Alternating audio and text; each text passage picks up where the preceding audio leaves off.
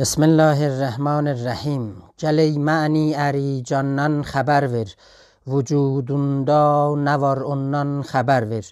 Bütün yoldaşlara salam deyib sağlıq arzulayıram. İslamlıq və tühlüğün 35-ci hissəsinə çatdıq.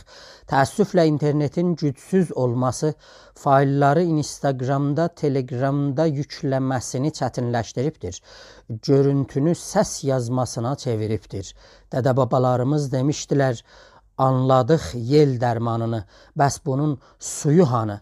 Biz bu hissədə İslamla Türkün qarşılıqlı xidmətlərindən, həmən Türk aləmindən İslam aləminə daşınan üçüncü mirasdan danışacağıq. Yəni elmin metodolojisindən. Axı axa çay olar. Elmin metodolojisi müsəlman Türk alimlərinin zəhmətləri əsasında ibda olunubdur, yaranıbdır. Amma çox xoşluram, keçmiş bəhslərin özetini qıssaca sizlərə paylaşam, sizlərə danışam. Ərəb şairi Züheyr ibn Əbi Sulma demişsən və kəəyyən tərəv min samətin ləkə mu'cəbin ziyadətuhu əv nəqsuhu fittəkəllümi. Çoxları dinməməzlikdən səni heyrətə salar, bir halda ki adamların yaxşı pisi danışıqda bilinər. Biz İslam ilə Türklərin arasındakı münasibətlərdən, ilgilərdən, qarşılıqlı xidmətlərdən danışırdıq. Biz demişdik, Türklər tarix boyu çeşitli dinlərə ilgiləri, münasibətləri, girişləri olubdur.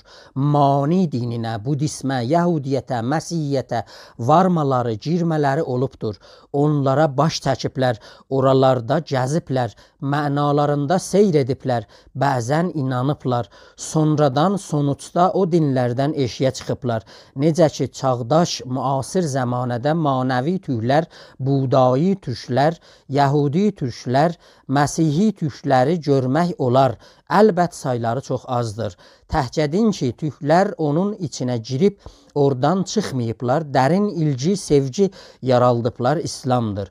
Bəlkə onun genişlənməsində canlarından keçib Tanrının mərzatını qazanıbdılar.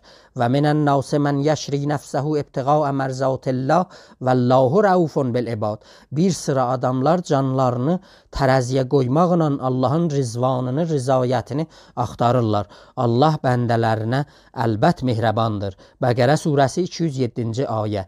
Niyə ki, ortaq qavramlar Türklərlə İslam arasında bunları bir-birinə düyünləyibdir. Örnək üçün birincisi tək tanrılıqdır. Yəni bu aləmin bir dənə küllü şuuru yaradanı vardır. İkincisi yalavaca həmən peyğəmbərə inanmaqdır.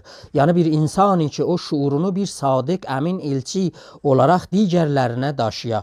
Üçüncüsü behişt ilə, cəhənnəmə, savab ilə günaha inanmaqdır. Nə iş bu aləmdə görsən, xeyridən, şərridən sənin özünə qeydəcəkdir. Dördüncüsü ədalətin ummul fəzail, zülmün ummul rəzail olmasına inanmaqdır və digər müəllifələr. İslamdan öncə türklərin düşüncələrindən, özəlliklə şaman düşüncələri tək tanrıya, təbiətə sevgi ilə yanaşmaq bütünlükdə türklərlə İslamı ətlə dırnağa çevirdi.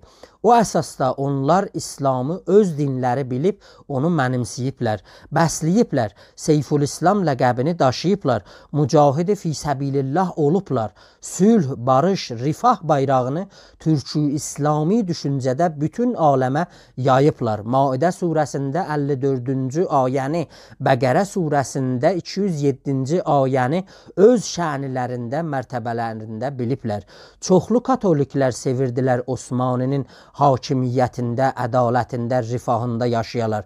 Məyər katoliklər özləri Qostantiniyyənin qapısını türklərə açmadılar. Türklər İslamdan bir şəriət alırsalar da onu törə ilə yumuşadıblar. Hakimin həkim olmasına yaxud onun yanında həkim ya həkimlər olmasını vurğulayıblar.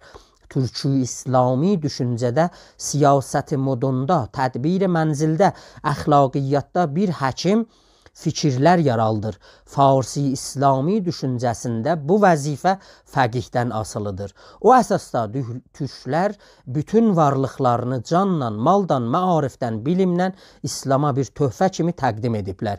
5 miras türk müsəlmanlardan İslam aləminə sızdı. Birincisi fəlsəfə, ikincisi hikmət, üçüncüsü elmin metodolojisi, dördüncüsü irfanu multikulturalizm, beşincisi hakimiyyətin usulları, kuralları, qaydaları idi. Yönetişiminin yöntemləri idi, gücün teorisi idi. Biz demişdik, mirasların ən birincisi fəlsəfə idi. Farabi, filsuf əkbər, həkim-i əzəm bir dahi türk olaraq bu ağır məsuliyyəti, sorumluluğu daşıyıbdır. Axı fəlsəfə elmin geniş anlamında bir hissəsi sayılırdı. Yəni aləmdən, kainatdan, varlıqdan bir dərk, fəhm, düşüncə verirdi. Fəlsəfə düşüncədən yaranırdı, düşüncəni də yaraldırdı. Fəlsəfə deyirdi, aləmi bir yaxçı olaraq, bir yaxçı, baxıcı olaraq ya təfsir eləməlisən, ya bir oyunçu olaraq təğyir verməlisən. Aləmdən yorumsal, devrimsel baxış, götürüm, görəm fəlsəfənin risaləti ya savlamağı idi. Belə bilərci olmaq dümdüz hissidən, təcrübədən qaynaqlanan elm ilə fərqli idi. Belə baxımda fəlsəfə elmin ikinci anlamının qabağında əyləşirdi. Bilim, həmən elm öz tarixində iki fərqli anlam daşıyır. Birisi sadəcə bilmək anlamıdır. Onun qabağında, qarşısında təhcə cəhl, həmən bilməmək əyləşir.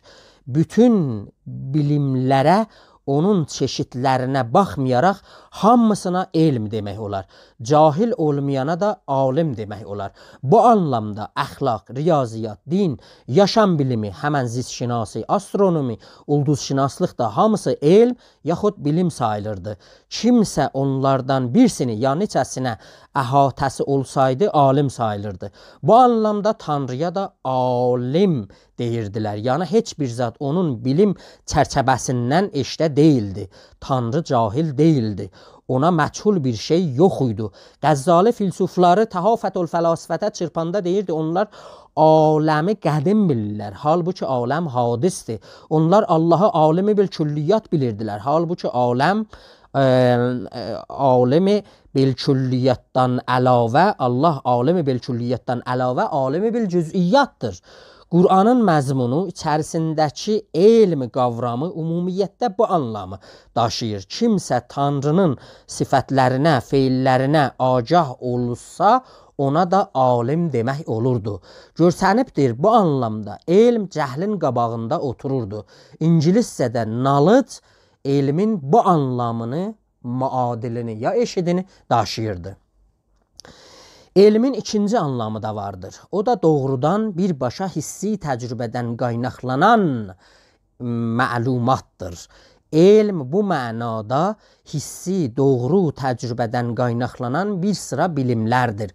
Bu anlamda elm cəhlinə qarşı-qarşıya deyil. Əxlaq, yaxçıların, yaxçılıqların, pisliklərin elmi, metafizik, mütləq varlığın arızələrinin elmi, irfan, şuhudi, suluki təcrübələr, məntiq, fikrin yönəltən aracı, fiqh, usul, bəlağət və digərləri hamısı elmi bilimsel olmayandılar. Bu anlamda elm sayılmırlar. Science İngiliscədə, Fransızcada bu anlamı elmidən daşıyır. Görürük, bu anlam elmidən elmin birinci anlamının bir bölümüdür, bir hissəsidir.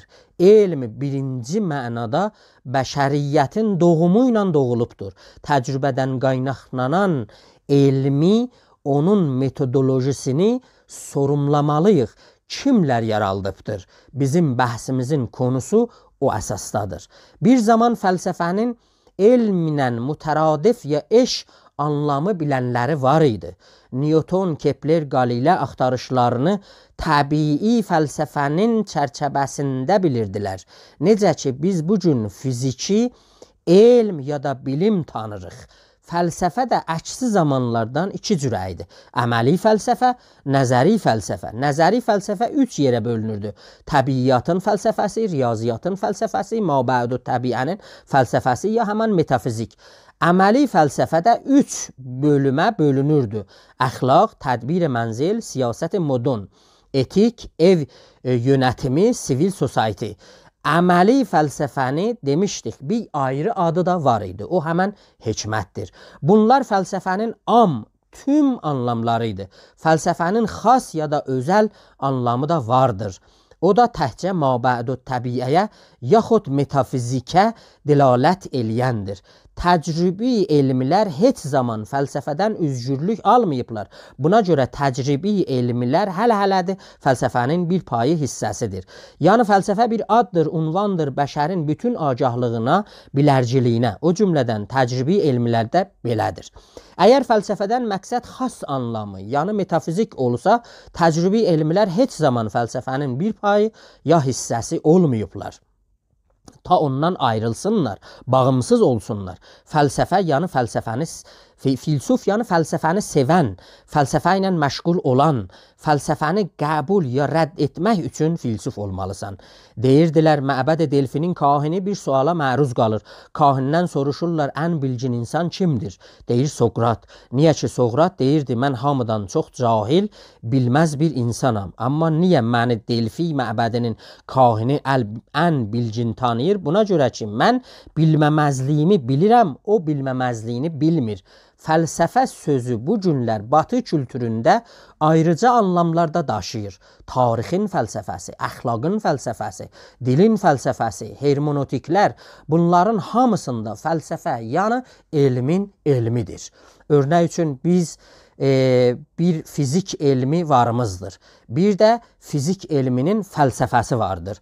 Fizik bir elmidir. Maddənin təhvülatından, dəyişilməyindən, enerjisindən, çabasından, cermindən, ilgilərindən, nirusundan, təpərindən, sürətindən, yəni tavından, fişarından, sıxmağından, həcmindən, oylumundan, şiddətindən, xıcmasından, elektrisitə ilə nurdan, mıqnatis meydanından bağlı, bunlarla bağlı hamısı ilə fizik elmi danışır. Bunların hamısı fizik elmində bəhs olur. Amma fizik elminin fəlsəfəsi nədir? O bir elmidir. Fizik elmi orada axtarışığın, təhqiqin mövzusu olur. Eyni halda fizik elmi bir elmidir. Orada həmən eşikdə olan təbiət təhqiqin mövzusudur. Fizik elminin fəlsəfəsi fizik elminin rəqibi deyil. Tarix elmi ilə də, tarix elminin fəlsəfəsi də belədir. Tarix elmi keçmiş olayların nəqdi təhlilidir. Amma tarix elminin fəlsəfəsi bir elmidir ki, orada tarix elminin necəliyi, gücü, imkanı, sınırları bəhs olunur. Tarix elmində məsəl üçün belə suallar var. Fransa'nın böyük inqilabı, Babək Xürrəmdinin, Hürufiyənin, Şah İsmailin böyük inqilabları necə baş verdi? Hansı sonuçlara çatdı? Onların etkisi idarəçilikdə, inkişafda, sənətdə, siyasətdə və digər sahələrdə nə oldu? Bu suallar tarix elmində tərh olunur. Amma tarix elminin fəlsəfəsində olan suallar bu suallarından fərqlidir. Orada suallar belədir. Necə tarixdə qabaq görənlik həmən görüm yaratmaq olar? Tarix elmi təcrübüdür ya insanidir? Tarix pədidələrinin, fenomenlərinin təfsiri fiziki pədidələrdən necə ola bilər? Vardır ya yoxdur?